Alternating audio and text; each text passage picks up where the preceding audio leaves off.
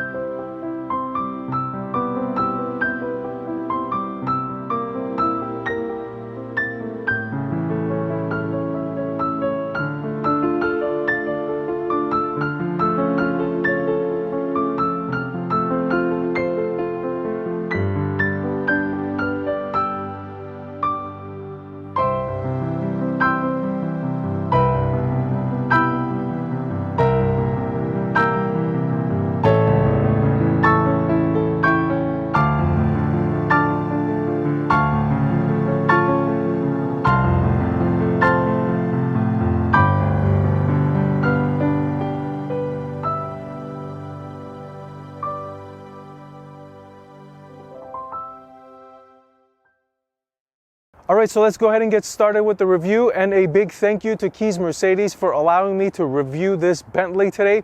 They've got a really nice selection of new and pre-owned certified used Mercedes cars, and also unique cars like this Bentley as well.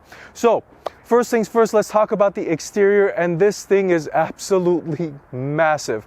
It's actually 17 feet long, but it's no longer than a new S-Class. But what sets it apart is the design. It stands out. It's such a gorgeous car to look at from all angles. The sheer presence of it is something to behold, and that, I believe, is one of the reasons why it's worth so much money. It's the in-person experience of it. When you see it in person, it sparks a certain type of emotion, Bentley badge or not. Alright, so now into the details about the design, starting off with the front, and because this is the V8S trim level, you get some unique stuff up here. You get a blacked out grille, a unique front bumper here, and something that isn't unique to the S trim level, but unique to distinguish the V8 from the V12, the Bentley logo up here. The B, the background behind the B is in red, and in the V12s, it's in black. So if you wanted to distinguish between your V8 and your V12 Bentley, just go look. If you see red, that means V8. If you see black, that means V12.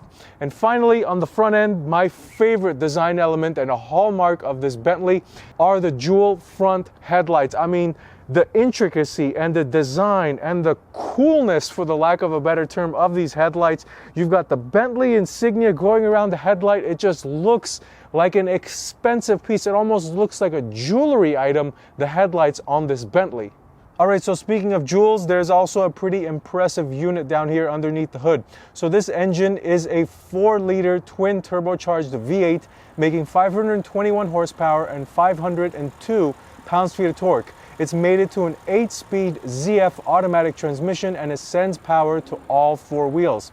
Now, some Bentley owners are used to rear-wheel drive, and granted this is now all-wheel drive, but it is rear-wheel drive bias. It sends 60% of the power to the rear wheels. Now, this is the V8S trim level, and that gets you a little bit more power. 21 horsepower and 15 pounds-feet of torque, in addition to what you would have gotten in the base Bentley Flying Spur V8. Now, what does that all translate to? 0 to 60 in 4.6 seconds and a top speed of 190 miles per hour. That's pretty impressive, considering that this is not a sports car and it weighs almost 3 tons. Yes, that's right. This Flying Spur is almost 6,000 pounds. So considering that, that's actually really, really impressive. Now, something that's actually quite surprising is the way it sounds. So let's take a listen.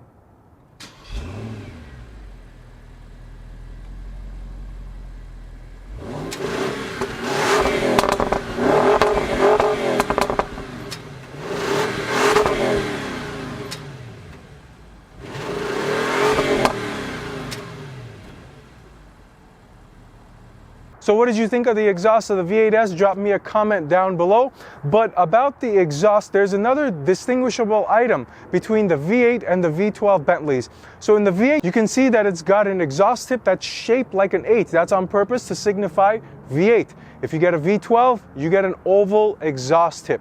Now beyond that, in the V8S trim level, you get a different looking diffuser around those exhaust tips.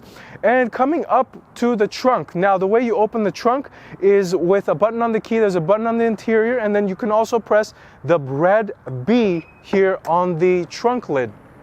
And that opens you up a really nice amount of space in the trunk. You can easily fit 2 larger pieces of luggage in here. You can probably fit an additional duffel bag or 2. So there are no concerns of trunk space in this Flying Spur. Now, 2 interesting things to point out about the trunk is this aluminum metal looking thing. It looks so luxurious. In other cars, it's just like a plastic looking thing, but not here in this Bentley. You need to make it look luxurious even here in this trunk. Now this is another interesting thing, and it goes back to the roots of where the Bentley comes from. Of course, the trunk is automatic closing, but the button to close it, it says boot close as opposed to trunk close, or a button that shows a trunk closing. So I thought that was pretty interesting. You hold it or you push it, the trunk closes, and you've got ultra convenience back here as well. So let's go around to the side. I'll talk about the wheels, tires, brakes, and the suspension that makes this thing ride like the pillow that it does. All right, so now the suspension, wheels, tires, and brakes in this Flying Spur. Now, of course, the Flying Spur V8S is tuned to be a little bit more sportier, whatever that means for a car that weighs almost 3 tons. But Bentley says that this is supposed to be a little bit more agile than the regular Flying Spur, and we'll find out more about that when we drive.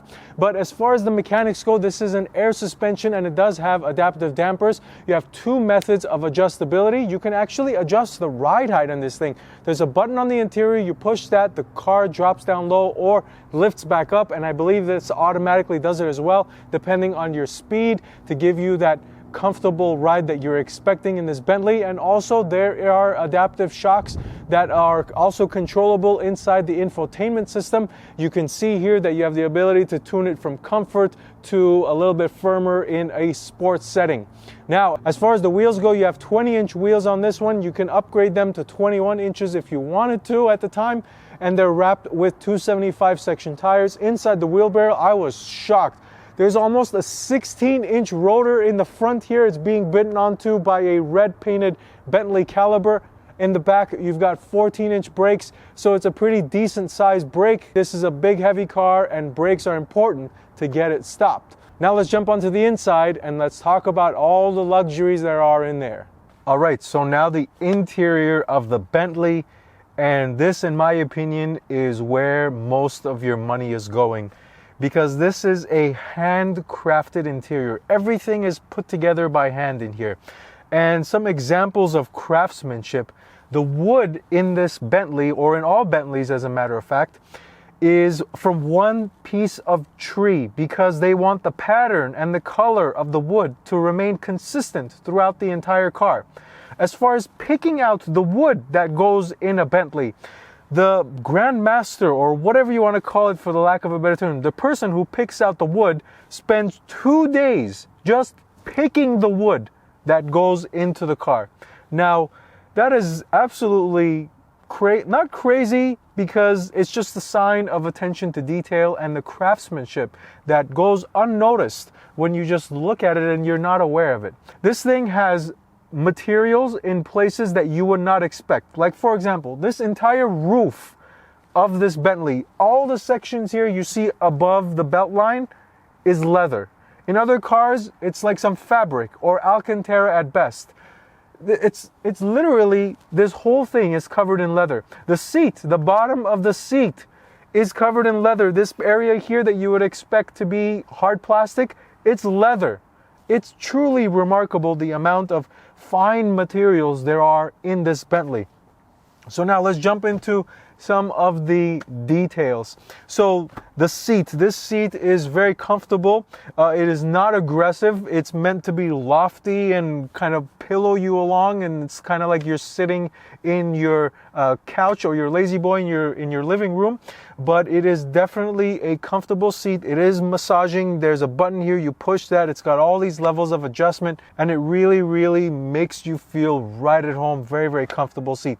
Now the steering wheel is absolutely beautiful and very clever thinking for whoever designed this, because this has a white interior, but the outer layer of the steering wheel where your hands are touching the most are black, so the white leather on the steering wheel remains intact. And just overall showing the quality of the leather in here. This is what, a 5-year-old car, and the white leather looks absolutely flawless and like it left the factory. Of course, that contributes to the person who took care of it, but nonetheless, it looks absolutely fantastic in here. The gauges are all analog. There's a little LCD that gives you basically very little information. This is one of the shortcomings. It's technology in this Flying Spur. But the gauge cluster looks beautiful. It's got nice metal pieces, very nicely done. Now, one thing that's really surprising are the paddle shifters. Now, this has the ZF 8-speed automatic that you can control using these paddles, but the paddles are column mounted. They're not steering wheel mounted, and column mounted shifters you usually find in something exotic like a Lamborghini or a Ferrari or basically a sports car. I saw it in the Aston Martin Vantage as well, but I certainly wasn't expecting it in this Bentley. Now let's move to this center section here where there's a lot of luxuries and the shortcoming of the infotainment system. Before talking about the shortcomings, more luxury stuff here. So the Breitling clock, this is synonymous with a lot of Bentley models. It looks really nice and is a nice luxury touch. And then one of my favorite things in here as far as the design element are the organ stocks that are used to control the climate control vents. They look so exquisite, so perfectly designed, and they're so effortless to use. Just the smoothness of the dial and the way it operates is remarkable that you can make a dial or an organ stock feel that way. But that's what Bentley does. Now the shortcoming, the infotainment system. It is touchscreen. It does serve its function well. You do get, it does have navigation. You can listen to the radio and all that stuff. But as far as modernness of the screen, the graphics, the intuitiveness, the depth of the system, it is very shallow. And the hardware is obviously falling behind because this thing was designed probably 10 years ago. Otherwise, the front end of this thing is absolutely remarkable. The amount of high quality materials and attention to detail, minus the shortcoming of the infotainment, is truly remarkable and a great place to experience an interior of the car. Now let's go to the back seat and see what the experience is like back there. So now we're in the back seat, and some people are just going to experience this car from this area and never get in the front and never drive. So let's get into some of the details. As far as the comfort level, as far as the refinement, as far as the materials go, it's the same as out front. It just continues back here. All of the materials, all of the quality is the same. For example, this armrest, it's covered entirely in leather. There is no plastic piece anywhere on this thing. There's a metal trimming here that allows you to open it, but it's all leather. As far as the seat goes, you do have multifunctional seats. These are heated and cooled and massaging, and they also recline, and they have lumbar support. So you can have an infinite amount of adjustability even as a passenger that enhances that level of comfort that you get riding back here. Coming down here to the center section, you've got these same organ stocks that you get in the front, but also there's a little LCD screen here that allows you to control several elements of the car, including things back here and also up front. Now the surprising thing about this LCD screen, you can press the eject button and it pops out, and you can use this on the go, portable. It doesn't have to be in place. Of course, you don't want to inconvenience yourself by leaning over in the back of your Bentley, so you want to just be able to look at the screen in comfort while you're lounging back. And the levels of adjustability in here, you can adjust the climate control, you can adjust all the things that I mentioned earlier about your seat, you can control the front by changing the radio station, the volume, the map, all the stuff.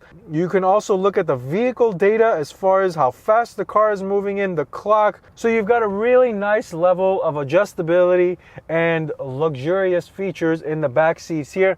Who's to say the infotainment is behind in the Bentley Flying Spur? But overall, the exterior, yes, you do pay a lot of money for the looks, but the interior is where you're really spending the most amount of time.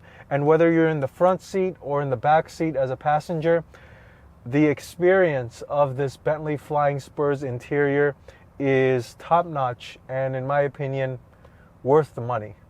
So now let's go to the driving portion of the review and let's see what this thing drives like. Alright, so now the driving portion of the review, and as always, this is what the key looks like. It's actually a very heavy key, but there's some plastic and stuff on it. Actually, it's a rubbery material, so no plastic on it, and metal pieces here on the side.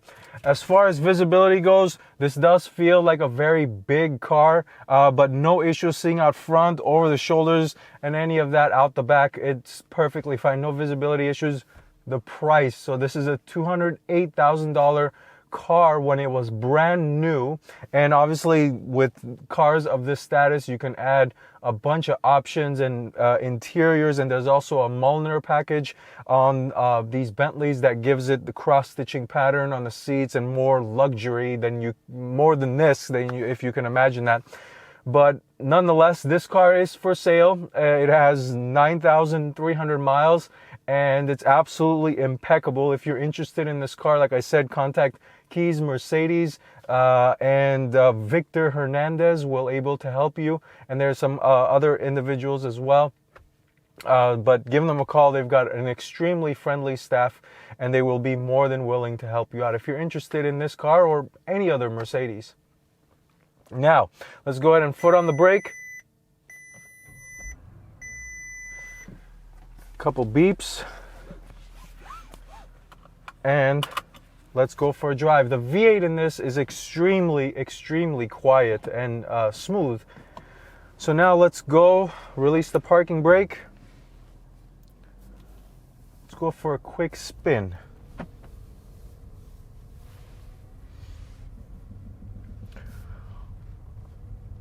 All right, so first things first, when you're setting off in this car, you immediately can tell that you're in some type of luxurious, extremely pillowy ride.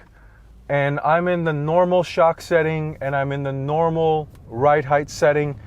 And as you set off, it's different than even an S-Class. It just feels like you're being escorted on air, and all of the body movements, it just feels like a big land yacht. When they say land yacht, I think this is what they mean. I'm getting that feeling now when I'm driving this Bentley. This is the first time I've ever driven a Bentley, and I've always wondered, oh, what's so special about big luxury four-door cars? And when I drove the 7 Series and when I drove the S-Class, I kind of got it. And I wondered to myself, what's the biggest difference, or what's the price tag or the premium worth over the those cars in these Bentleys and Rolls Royces? But I can certainly tell you that there is a difference here, even in this older generation of this Bentley. Like I mentioned during the interior portion, the quality of the interiors and literally everything being covered in leather is amazing. And then as you're driving here, it's so comfortable.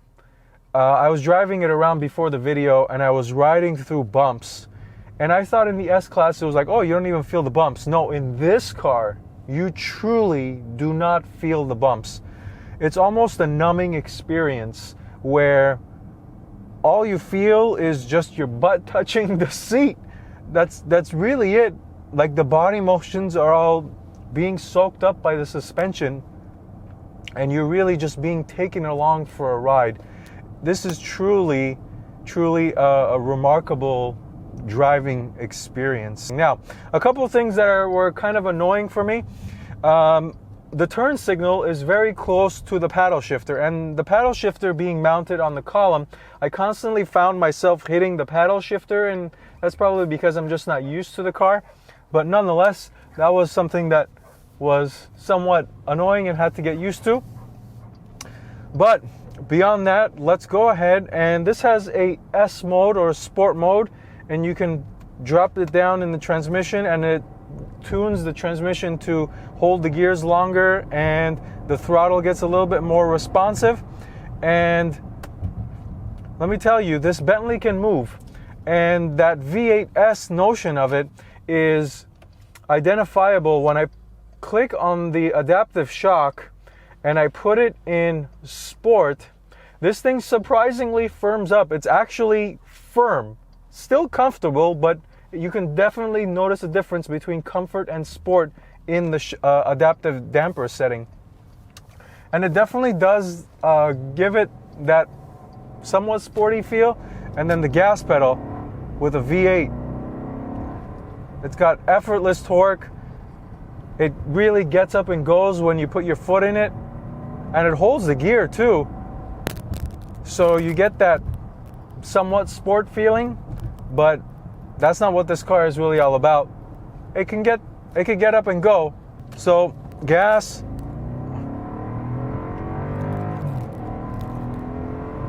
whoo, it's pretty quick. It doesn't feel super fast, but it gets up and goes. You get that sensation of speed.